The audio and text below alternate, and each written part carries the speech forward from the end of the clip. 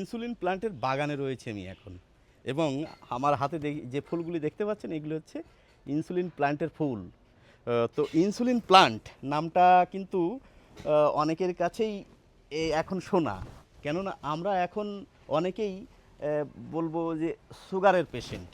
তো এই সুগারের পেশেন্ট ভেষজ হিসেবে অনেকেই কিন্তু এখন এই ইনসুলিন প্ল্যান্ট এর পাতা গ্রহণ করছেন।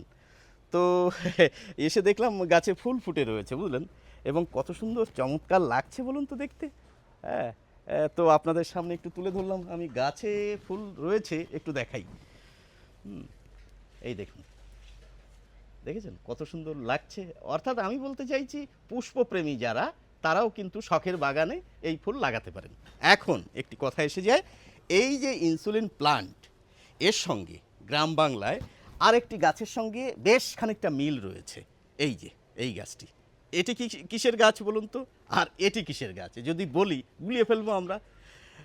এটি হচ্ছে কেউ গাছ। কেউ শব্দটিও হয়তো অনেকে নতুন শুনছেন, কিন্তু 14 শাকের একটি এটি। এটি হচ্ছে এর প্রধান পরিচয়। এখন এই দুটি গাছকে আমরা আলাদাভাবে চিনব কী করে? কেউ তো আমাদের ঠকাতে পারেন। তো চেনার একটি উপায় রয়েছে। এই গাছের পাতা তো অখাদ্য নয়, আপনি একটু টেস্ট করে দেখতেই পারেন। মুখে নিলেন, দেখলেন টক, তেঁতুলের মতো টক এর স্বাদ ইনসুলিন প্ল্যান্টের। আর এদিকে কি দেখালাম, কেউ, এর পাতা কীরকম? এর পাতা যেহেতু এটিও খাওয়া যায় 14 শাকের একটি, আপনি একটু মুখে দিয়ে দেখলেন, কষ কষ। এটি হচ্ছে চেনার সবার থেকে সহজ উপায়। এবার বলছি, এই দেখুন আর একবার দেখিয়ে দিই ফুল। এই গাছে রয়েছে।